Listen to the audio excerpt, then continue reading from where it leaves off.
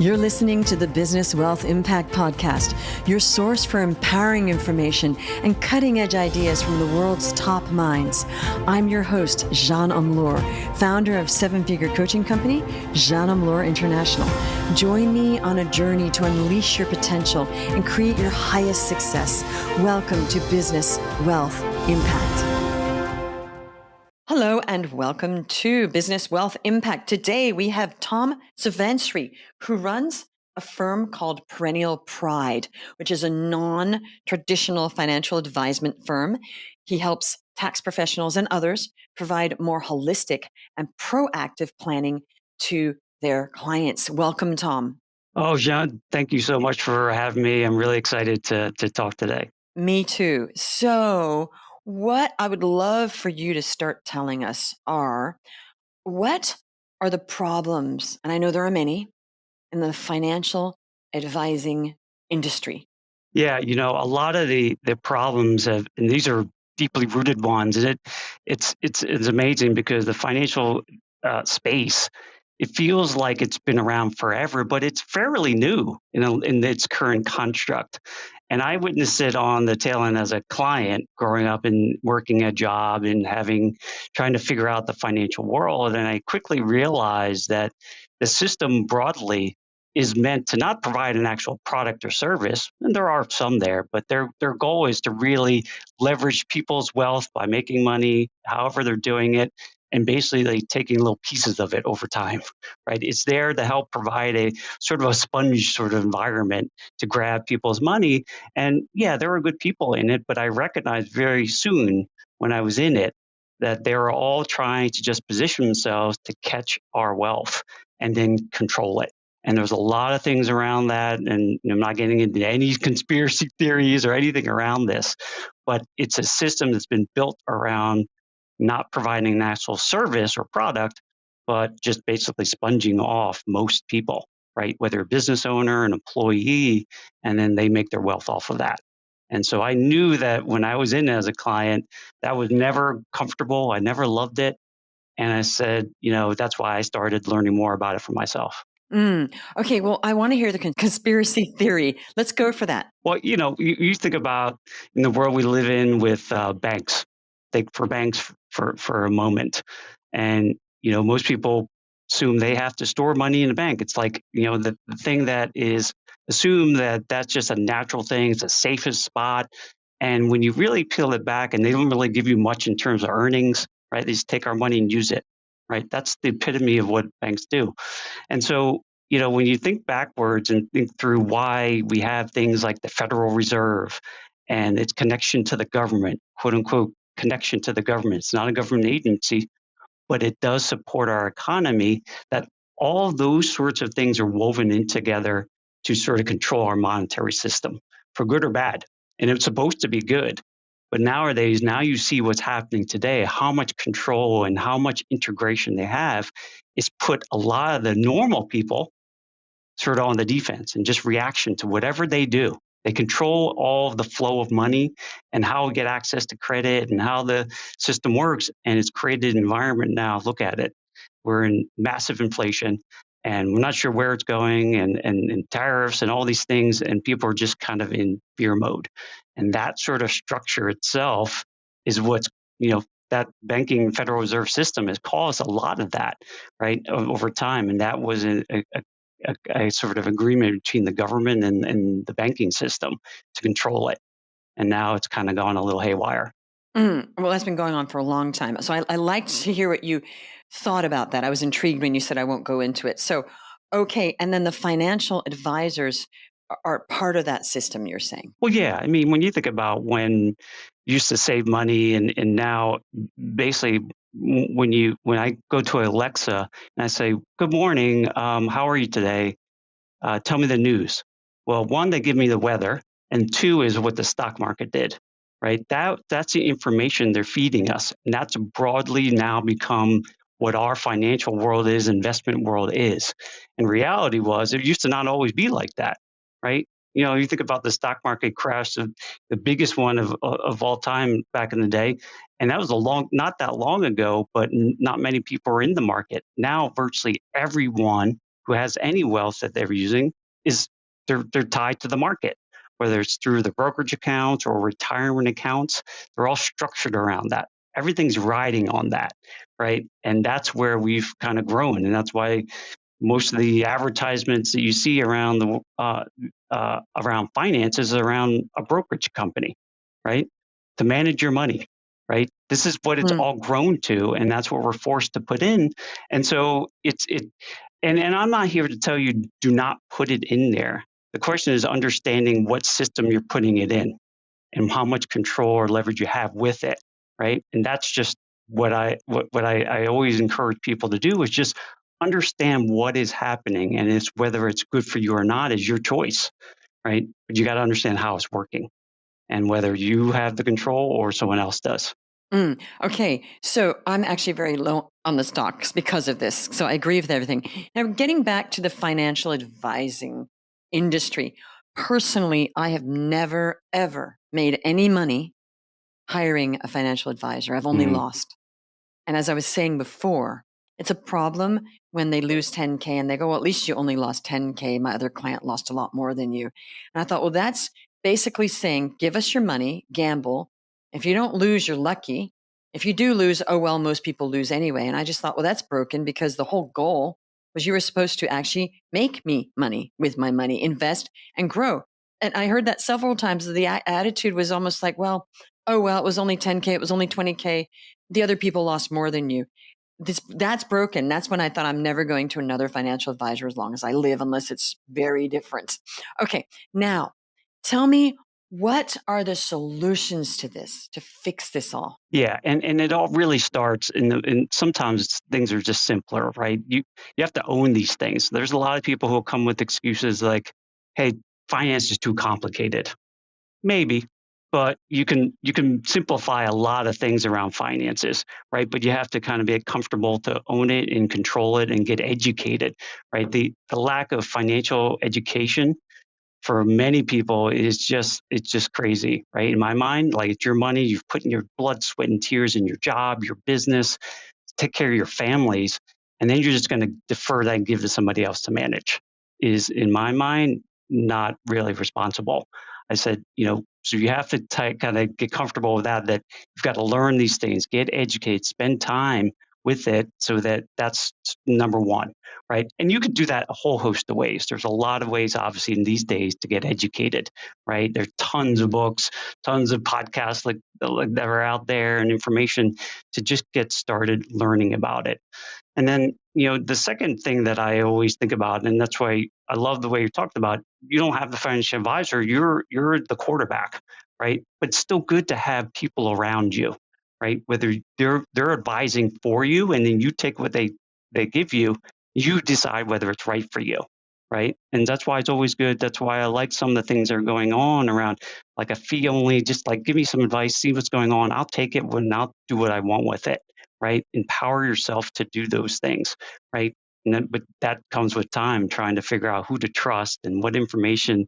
So that's why I think it takes some time to really get a grasp of it. Even for myself, it took me a while to see who can I trust that actually is giving good, sound advice, and then I can decide what to do with it. Okay, the problem with this is most people won't know the difference. Let's shortcut this for everybody. Where can they get good, sound advice? To me, I think most of them outside the mainstream advice is probably where you want to go, right? And so when I went to things like something as basic, you probably read these books like Rich Dad, Poor Dad, right? You have to read that book. It doesn't give you all the answers. It gives you a starting point foundation to start thinking differently, right? So everything when I think about the mainstream advice is part of that system. It's meant to keep you in that space. So to me, I have migrated to things that are off the grid in that case. I'm not going to be showing up on MSNBC, right? So there's a lot within YouTube and podcasts that'll help you stay educated with that.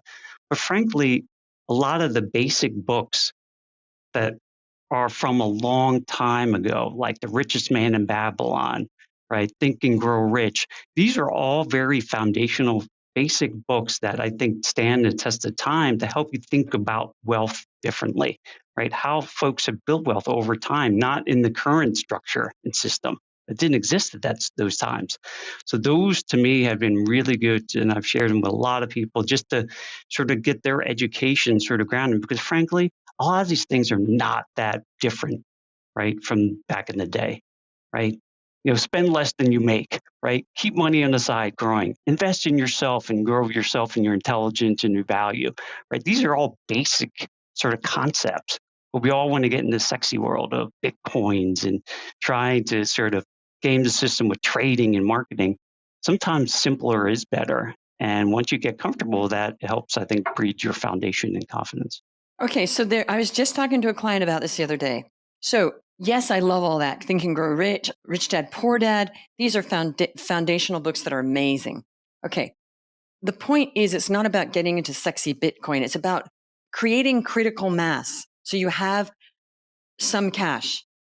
But then the question is, what do you do with it once you have some cash? And I don't mean it could be 20K, it could be $1 million, it could be 500K. The issue is once people have some cash and they're like, okay, what do I do with this?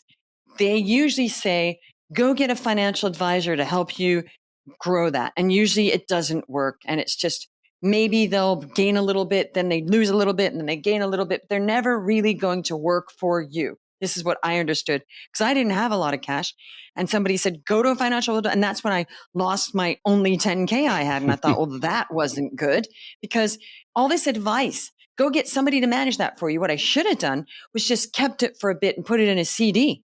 Because in the CD, I would have gotten at that point 3%, and I would have kept my 10K plus 3%, and I wouldn't have lost it all. Because to me, financial advisors, not all of them, because I don't want financial advisors that listen to be mad at me. If you're a good financial advisor and you think outside the box, because I know a few now, God bless you. If you're not, and you're playing that game, like, we know what goes on, then maybe think about doing something differently. A hard word from Jean Laure and Tom. Okay. So the point is now somebody has some cash. Let's just say 10, 20, 30, 100, whatever. What do they do with it now to actually grow it? Because that's what financial advising firms are supposed to do. Your job is not say, go educate yourself on the basics of mindset of wealth. It's okay, XYZ client. You have 20K that you've socked away. You're not going to need it. You're going to just invest that. What are some strategies now that they can do now apart from buying stocks? Yeah, you're right. And we are pushed. And this is funny because I've talked to my niece about the same situation. Like I'm just helping her as a family member, as a friend, right? They're so anxious to do something. I can't let it sit. And what I would encourage her, just as a family member and anyone I would ever meet, is start thinking about what it is that you know more about. What do you feel most confident in? What do you learn about? I've people think about Warren Buffett, right? The best investor of all time. And the one thing, he has a lot of great sayings, but the one that really stuck with me, because I've made tons of mistakes around this, like I wish everyone had just a little pad that says, I only have 10 investment choices to make in my life. And every time I do it, I check one off. The amount of attention and time and effort that you would make with those would be pretty rigorous. And that's, to me, a better sort of approach, right? Being patient, like you said, put in somewhere safe that I can access it. It's not at risk until I can find whether it is starting a business, getting to real estate, right? Maybe you are getting to stocks, but you understand it much more deeply to reduce the risk, because the more you know, the risk go down, right? That's what I've come to realize. Every time I make a bad bet, it's because I didn't know enough and I rushed and I let greed take over. And so once you start sort of recognizing your space and where you can control more, the risk go down. So I always encourage folks to think about starting a business, getting into real estate, but getting educated first. And that is the hard work, right? That I encourage most people to get into. If you want to just go gamble, then there's plenty of places like that, right? There's casinos popping up all over the place to earn more tax money, right? For our governments. But what I would encourage is find out where you can add value to this world that people will pay you, and invest in things that you feel like you have a good sort of control or at least understanding of it, right? Before you leap, right? Because just like you said, John, like it's easy to lose money, right? Once you start throwing at things you don't understand, Someone else controls it, and then to me, it might as well just re-rolling the dice. Okay, so you said something interesting, and that's so interesting because financial advisors don't usually talk about somebody investing in themselves as an investment. You're the first person that's ever said that in your niche. I agree because I coach businesses, coaches, and consultants mainly, and also high-end people to make more money. Okay, so yes, that's an investment that people are overlooking investing in themselves and their businesses. However, we still have the same question. So then you invest in your business and you make cash. Now you have some cash, Tom. What should people do with it? What are those alternatives? Is it buying real estate that you think buying real estate or gold, or where do you advise people generally? And you're not telling any specific human being something, so it's not seen as individual advice. What are some of the investments of those 10? What are those investments that you're helping people direct into that are non-traditional? Because you are non-traditional. What are those non-traditional investments? Yeah, so we start back to the storage bin, right? Because we want to keep money storage safe before you deploy it. And so there's this concept, we finance everything, whether we pay cash or we borrow from anybody, right? It's still financing. We're taking money and deploying it. And so in our space, you ask any advisor, 9 out of 10 will tell you never to do this. So it always gives me a clue that maybe I should do it, right? Because so storing it not at banks, right? Because they're not going to give you all that much, but we store it in something that's been around for almost 150 years, right? Of safe and sound storage in life insurance companies where they're investing that money, right? But they are protecting you and keeping your money safe from taxation, and it's just a storage bin, right? We use them as our banking function in our lives, right? Now we can control that. When I need a loan, I can just ask. I don't need to get a credit check, right? So I can borrow against that and protects my family for generations, right? So we use that as a base to store capital. And then when you start realizing whether it's your business or what you want to invest in, you can use that to say whether it's real estate. I like things that I can control a little bit more, right? So that I would always encourage people to start there first in the real estate world, business, right? Anything that you have more direct ownership in, that's where I would start. Yes, if you're just starting out with lower dollar amounts, things in the market are fine, but as you start building it up, I would start gravitating to things that you have more sort of decision making sort of control over, right? Versus things that are a little bit away from you, because the more passive that is, I think in a lot of cases can be very risky, right? And it's okay to have a little bit there. I have some money in crypto and stuff just personally as a sort of the speculative play, the sort of asymmetric risk that we all need to face a little bit, right? For some of that extra money. But for your big bulk of your dollars, I think to me, I found success. And every time I veered away from this, I lost money, right? In spaces where I can control it. And that's why, to me, just like you teach your clients too, business wise, like you can control your business, right? Your environment, you can make those decisions. And frankly, I think you make stronger ones, or you're more dedicated to it because it matters way more, right? Your world. And I found that for myself, right? Throwing in some arbitrary sort of set of 500 companies I don't know anybody in, right? To me, is just betting, right? You're betting on a system that isn't working in your favor, actually, right? Okay. Yeah, so I know it's not like, because I'm not here to give financial advice, because there's so many things to invest in, right? Even the most boring thing, the laundromat, you can invest in, right? Those are probably like great. Like I've invested in ATMs, right? I don't know what people want, but you have to go investigate a little bit. Okay, a little note about this. I know what you're talking about. They talk about being your own bank. Okay, just a note for listeners. I did one of those. What you said. Yeah. I had it evaluated. Some of those are not stable enough because they're too good to be true. And I won't mention the company, but then my friend who's been a financial advisor for years and did insurance, he said, I evaluated this company. A lot of these go under. Did you know that? Mm. They go under. So they say you're going to be the bank. He said, this is too good to be true. And this is not a very old plan. And I said, really? He said, oh, a lot of these go under. I've seen lots go under. I said, wait, so I'm investing my money in this insurance and it might go under. He said, absolutely, it does happen. So you have to be very careful when people are selling you that be your own bank, because I know that I've heard it a lot.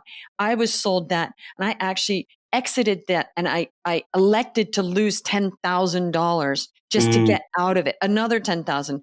And he said, I hate to say this, but I would exit now because this is probably going to go under he studies everything. And he said, it's just historically, this kind of insurance policy goes under. And I said, I'd lose all my money. He said, yes, you could lose all your money. So be very careful who that bank is and what company it is, because some of those newer plans aren't going to hold. They're not going to hold water. They're not going to make it. Yeah, I know this obviously this conversation wasn't meant to go through it, but yeah, you're right. It's not, and so they have to be designed properly, right? Yes. With the right types of companies, and those are things that you do need to be mindful on. And just like anything, when greed falls into the mix, you get bad players, and you got Yes. people who are not educated to teach on these things. Unfortunately, that does happen. It does happen. And also, a lot of accountants do the whole oil play, Mm. okay? Because they make a lot of money on that. And all of them are now offering me this oil and gas investment because they're making insane profits. And they don't even one of my clients didn't even have my taxes done. And she was awful. And she was trying to sell me this. I said, you know what I really want is I really want my taxes done this year because we're late. And, oh, but I'll get you into the oil and gas. And I said, well, that's interesting. You have time to set that all up for me, but I really want my taxes done. Would that be okay? But you're right, the greed, and they all offer it now. Well, a lot of them, the whole oil and gas play, they're getting Yes. something like 40%, or they get a very large commission.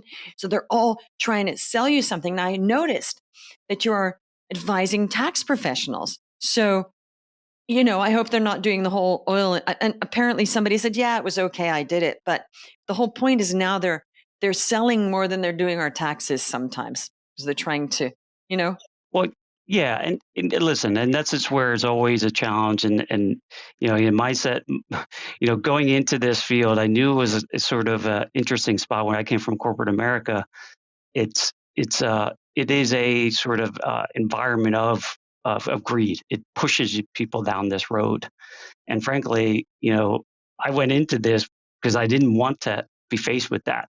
Right? I saw how you can build your own wealth your own way, and wealth is not the answer. Right?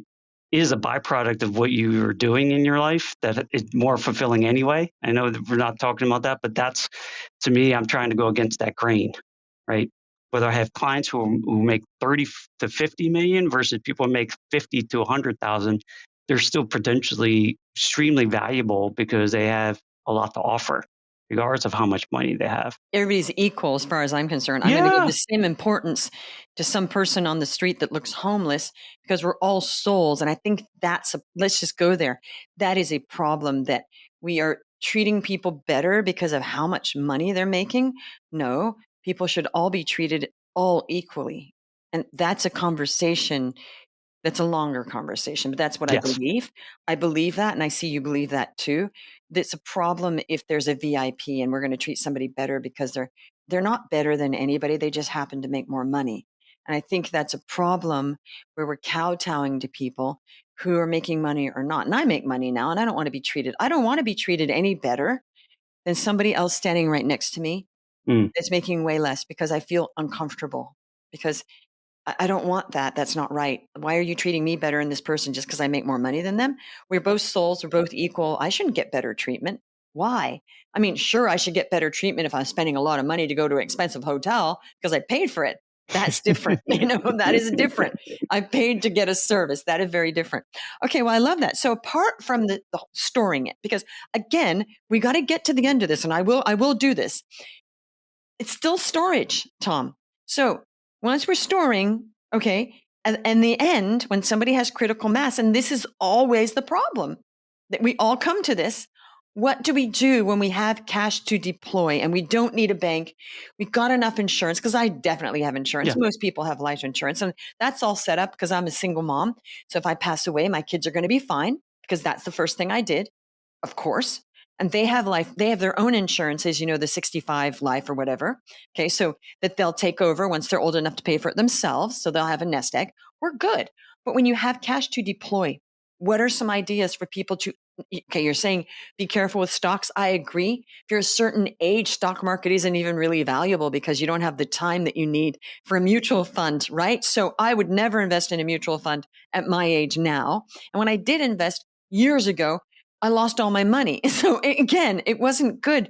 All the non-traditional stuff was never good for me. When I went the traditional stuff, when I went non-traditional, that is when I started actually making better investments that work, is the non-traditional. So I'm on your side. Okay. So let's say somebody has some cash to deploy and they've already stored it, because you can't just spend your life just storing stuff for a small percentage, right? So what are some of the investments once they have some critical mass? Is it buying actual real estate?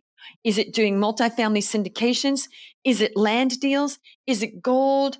Is it crypto? Is it CDs? Is it private equity? Because I think I just went through everything in my portfolio. Okay, because you should diversify a little bit.